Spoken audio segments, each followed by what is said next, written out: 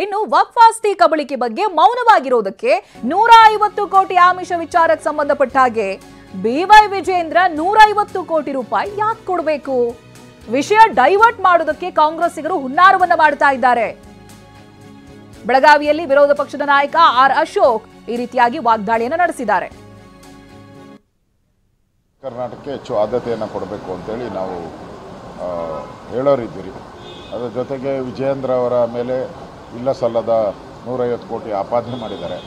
ಇಲ್ಲಿ ವಿಜಯೇಂದ್ರ ಅವರು 150 ಕೋಟಿ ಯಾಕೆ ಕೊಡಬೇಕು? ಸಿಕ್ಕಾಕ್ಕೊಂಡಿರೋರು ಎಲ್ಲರೂ ಕಾಂಗ್ರೆಸ್ ಅವರೇ. ಈಗಾಗಲೇ ಎಲ್ಲ ಪತ್ರಿಕೆಯಲ್ಲಿ ಬಂದಿದೆ, ಎಲ್ಲ ಪತ್ರಿಕೆಯಲ್ಲಿ ಮಾಧ್ಯಮದಲ್ಲಿ ಯಾರ್ಯಾರು ಕಾಂಗ್ರೆಸ್ ಅವರು ಸಿಕ್ಕಾಕ್ಕೊಂಡಿದ್ದಾರೆ ಅಂತ ಬಂದಿದೆ. ಅದರಲ್ಲೇನು ವಿಜಯೇಂದ್ರ ಹೆಸರಿದೆಯಾ? ಏನೂ ಇಲ್ಲ. ಈಗಾಗಲೇ ಮಾಂಪಾಡಿಯವರು ಕೂಡ ಕಾಂಗ್ರೆಸ್ ಅವರು ನನಗೆ ಆಮಿಷ ಒಡ್ಡಿದ್ದು ಅಂತ ಹೇಳಿದ್ದಾರೆ. ಆ ದೃಷ್ಟಿಯಿಂದ ಈ ಥರ ಬೇಜವಾಬ್ದಾರಿಯಾಗಿ ಸರ್ಕಾರ ಇಲ್ಲಿ ಅಧಿವೇಶನ ನಡಿಬಾರ್ದು, ಏನಾದರೂ ಒಂದು ತಕರಾರು ಮಾಡಬೇಕು, ಏನಾದರೂ ಒಂದು ವಿಷಯ ತರಬೇಕು, ಅದನ್ನು ಡೈವರ್ಟ್ ಮಾಡಬೇಕು, ಇಡೀ ಸದನವನ್ನು ಡೈವರ್ಟ್ ಮಾಡುವಂಥದ್ದಕ್ಕೆ ಕಾಂಗ್ರೆಸ್ ಅವರು ಹುನ್ನಾರ ಮಾಡಿದ್ದಾರೆ. ಇದು ಪ್ರಜಾಪ್ರಭುತ್ವಕ್ಕೆ ಕಾಂಗ್ರೆಸ್ ಬಗೆದಂಥ ದ್ರೋಹ. ಇದರಿಂದ ಜನಸಾಮಾನ್ಯರ ಏನು ವಿಷಯಗಳಿದೆ ಅದು ಚರ್ಚೆಗೆ ಬರದಂಗೆ ಮಾಡ್ತಾ ಇದ್ದಾರೆ.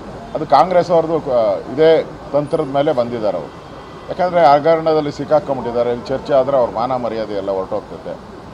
ಆ ಮಾನ ಮರ್ಯಾದೆ ಉಳಿಸ್ಕೊಬೇಕು ಅಂಥೇಳಿ ಇಲ್ಲಿ ಕೋಟಿ ಕೋಟಿ ಖರ್ಚಾದರೂ ಕೂಡ ಅವ್ರಿಗೆ ಅದ್ರ ಬಗ್ಗೆ ಗಮನನೇ ಇಲ್ಲ.